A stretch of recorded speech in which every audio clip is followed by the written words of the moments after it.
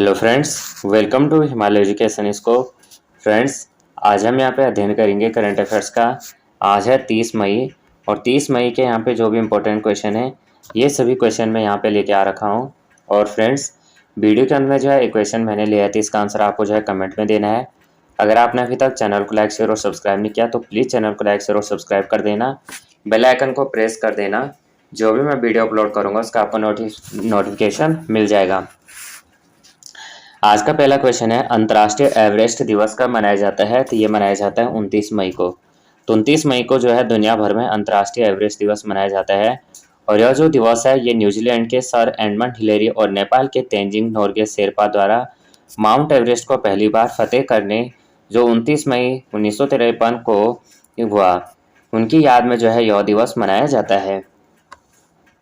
अन्य दिवस 28 मई को विश्व भूख दिवस या विश्व hunger day, world hunger day भी हम कह सकते हैं। 27 मई को आपातकालीन चिकित्सा दिवस। 25 मई को जो है यहाँ पे विश्व फुटबॉल दिवस और अफ्रीका दिवस मनाया जाता है। 24 मई को अंतर्राष्ट्रीय मरखोर दिवस। 23 मई को विश्व कछुआ दिवस और 22 मई को अंतर्राष्ट्रीय मानवाधिकार दिवस। 21 मई को अंतर्राष्ट्रीय आतंकवाद विरोधी दिवस और अंतर्राष्ट्रीय मानवाधिकार दिवस और फीफा स्थापना दिवस। नेक्स्ट क्वेश्चन है, संयुक्त राष्ट्र शांति सैनिकों के अंतर्राष्ट्रीय दिवस किस दिन मनाया जाता है? तो ये मनाया जाता है 29 मई को। 29 मई को संयुक्त राष्ट्र शांति सैनिकों के लिए अंतर्राष्ट्रीय दिवस के रूप में मनाया जाता है। यह दिन जो है उन 4,000 से अधिक शांति सैनिकों की सेवा और बलिदान को श्रद्धांजलि देने के लिए मनाया जाता है, जिन्होंने दुनिया के संघर्षग्रस्त क्षेत्रों में शांति लाने की कोशिश करते हुए अपनी प्राणों की आहुति दी। और यह दिन जो है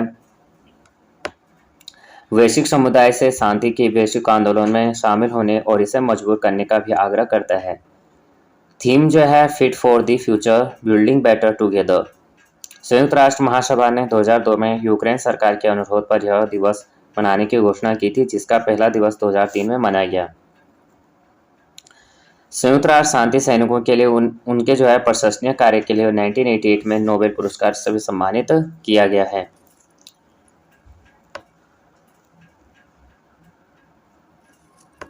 नेक्स्ट क्वेश्चन है, किस भारतीय को संयुक्त राष्ट्र का सैन्य जेंडर एडवोकेट डी वर्ष पुरस्कार 2023 से सम्मानित किया जाएगा? ये किया जाएगा राधिका सेन को। हिमाचल प्रदेश राज्य से संबंधित भारतीय सैन्य अधिकारी प्रमुख राधिका सेन को राष्ट्र के सैन्य gender advocate of the year 2023 से सम्मानित किया जाएगा। मेजर सुमन गवानी संयुक्त राष्ट्र का सैन्य gender advocate of the year award से सम्मानित होने वाली पहली भारतीय थी। सुमन गवानी 2019 में इस पुरस्कार से सम्मानित किया गया था। राधिका सेन को यह सम्मान जो है कांगो के चुनौतीपूर्ण माहौल में काम करने और समाज में सकारात्मक बदलाव लाने के लिए दिए गए योगदान के लिए दिया गया है। United Nations military gender advocate award पहली बार सम्मानित 2016 प्रदानकर्ता जो है संयुक्त राष्ट्र है और यह पुरस्कार शांति अभियानों में दिए गए योगदान के लिए प्रदान किया जाता है। किस देश की पर्वतारोही पूर्णिमा श्रेष्ठ ने मौजूदा सीजन में माउंट एवरेस्ट पर 3 बार चढ़ने की असाधारण उपलब्धि हासिल की है? ती है नेपाल। नेपाल की पर्वतारोही पूर्णिमा श्रेष्ठ ने मौजूदा सीजन में माउंट एवरेस्ट पर 3 बार चढ़ने की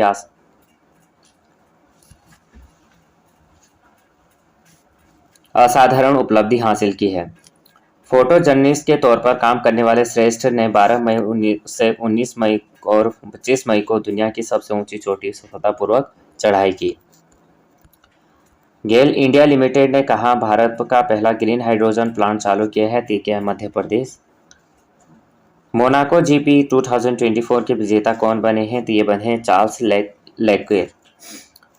तो चार्ल्स लेक्लेर बने मोनाको जीपी 2024 के विजेता। फेरारी ड्राइवर चार्ल्स लेक्लेर ने 1931 में लुई चेरोन के बाद मोनाको ग्रैंड प्रिक्स जीतने वाले मोनागास्क ड्राइवर बनकर एक उल्लेखनीय उपलब्धि हासिल की है। लेक्लेर की जीत 2022 ऑस्ट्रियन ग्रैंड प्रिक्स के बाद उनकी पहली 2 स्टैंडिंग स्टार्ट और कई फर्स्ट लैप टक्करों से प्रभावित एवं अराजक दौड़ के बाद आई। चुनौतियों के बावजूद 26 वर्षीय ड्राइवर जो पहले प्रतिष्ठित दौड़ में पिछले 6 प्रयासों में पोडियम फिनिश हासिल करने में विफल रहे थे, पोल पोजीशन में शुरुआत की और शुरू से ही दौड़ में को नियंत्रित किया।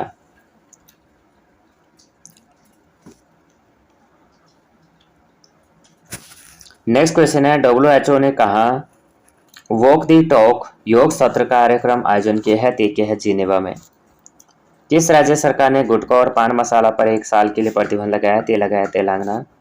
तेलंगाना की स्थापना 2 जून 2014 को, राजधानी हैदराबाद है। मुख्यमंत्री राज्यपाल CP राधाकृष्णन है। विधानसभा सीटें 119, राज्यसभा सीटें 7, लोकसभा सीटें 17 और विधानसभा परिषद की सीटें 40 हैं। मिस US 2023 का ताज किसने पहना है, तो ये पहनाया गया है सवाना गेंकीविच को। तो नेपाल देश ने 28 मई 2024 को अपना कौन सा गणतंत्र दिवस मनाया, तो ये मनाया 17वां। आर्थिक संकट से निपटने के लिए केंद्र ने किस राज्य को 21,253 करोड़ की मंजूरी दी है, तो है केरल को।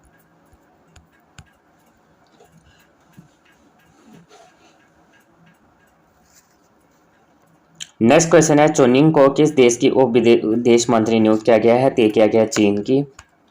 तो फैसल बिन सऊद अल मैजफेल को किस देश में राजदूत नामित किया गया, तो किया सीरिया।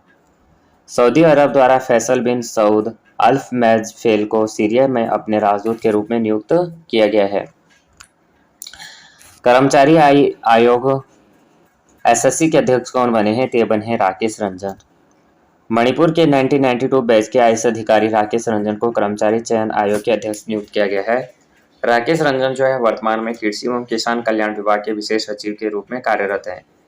कर्मचारी आयोग का गठन 4 नवंबर 1975 को हुआ था। उद्देश्य है समूह C गैर तकनीकी और ग्रुप B गैर राजपत्रित पदों के लिए कर्मचारियों की भर्ती कराना। नीति आयोग के अध्यक्ष जो है प्रधानमंत्री नरेंद्र मोदी जी हैं। नीति आयोग के उपाध्यक्ष सुमन कुमार बेरी, नीति आयोग के CEO VVR सुब्रमण्यम और संघ लोक सेवा आयोग के अध्यक्ष मनोज सैनी, राष्ट्रीय महिला आयोग के अध्यक्ष रुचिका शर्मा और OBC आयोग के अध्यक्ष हंसराज गंगाराम आहिर, 16वें वित्त आयोग के अध्यक्ष जो है अरविंद पांड्या। नाटो समूह के कितने देश रूस और बेलारूस के साथ अपनी सीमाओं पर ड्रोन दीवार पर सुरक्षा प्रणाली के निर्माण पर सहमत हुए हैं, ते हुए 6। तो रीगा में आयोजित एक बैठक के दौरान नाटो समूह के 6 देश रूस और बेलारूस के साथ अपनी सीमाओं पर ड्रोन दीवार रक्षा प्रणाली का निर्णय लिए सहमत हुए हैं। 6 देश हैं Latvia, Lithuania, Estonia, Poland, Finland और नॉर्वे। उद्देश्य है क्षेत्रीय सुरक्षा को मजबूत करना, साथ साथ संबंधित खतरों से सामना करना। नाटो एक सैन्य गठबंधन है, स्थापना 1949 में, मुख्यालय जो है ब्रुसेल्स और बेल्जियम में, कुल सदस्य जो है 32 हैं। स्वीडन जो है 2024 में शामिल हुआ था। किस देश के आंतरिक संगठन द्वारा जलवायु परिवर्तन सैटेलाइट प्री फायर लॉन्च की गई है, तो की है अमेरिका। अमेरिका के आंतरिक संगठन द्वारा सैटेलाइट प्री फायर लॉन्च की गई है। यह सैटेलाइट को न्यूजीलैंड के माहिया में कंपनी के लॉन्च परिसर से लॉन्च किया गया था। प्री फायर जो है मिशन द्वारा इस बात का अध्ययन किया जाएगा कि आर्कटिक और अंटार्कटिका अंतरिक्ष में कितनी गर्मी फैलाते हैं और यह विश्व के जलवायु को कैसे प्रभावित करती है। भारतीय सेना ने हाइड्रोजन फ्यूल सेल बस के लिए किसके साथ समझौता किया है, तो किया है IOCL। तो भारतीय सेना इंडियन ऑयल कॉर्पोरेशन लिमिटेड के साथ हाइड्रोजन ईंधन सेल बस के लिए समझौते पर हस्ताक्षर किए। इसके तहत IOCL ने भारतीय सेना को एक हाइड्रोजन ईंधन सेल बस दी। इंडियन ऑयल कॉर्पोरेशन लिमिटेड की स्थापना 30 जून 1959 को, यह भारत की तेल उत्पादक कंपनी अध्यक्ष श्रीकांत माधव वैद हैं। परमाणु सुरक्षा पर अंतर्राष्ट्रीय सम्मेलन ICONS 2024 का आयोजित किया जाता है, तो यह है वियना, ऑस्ट्रिया। ICONS 2024 चौथी ICONS है और नवीनतम ICONS की सफलता का अनुसरण करता है। फरवरी 2020 में वियना, ऑस्ट्रिया में आयोजित किया गया और पिछले ICONS को 2013 और 16 में IAEA का द्वारा होस्ट किया गया था। ICONS जो है 2024 IAEA की अगली परमाणु सुरक्षा योजना की तैयारी की जानकारी देगा, जो 2026 से 2029 की अवधि तक कवर करेगा। रक्षा अनुसंधान विकास संगठन DRDO के अध्यक्ष का कार्यकाल कितने वर्ष के लिए बढ़ाया गया है, तो यह बढ़ाया गया है 1 वर्ष के लिए। तो रक्षा अनुसंधान विकास संगठन DRDO के अध्यक्ष डॉक्टर समीर V कामत के कार्यकाल को 1 साल बढ़ा दिया गया है। विस्तार के बाद डॉक्टर समीर V कामत 31 मई 2025 तक DRDO के अध्यक्ष रहेंगे। रक्षा अनुसंधान विकास संगठन भारत का एक रक्षा अनुसंधान संबंधित है। स्थापना 1958 में और मुख्यालय इसका नई दिल्ली में स्थित है।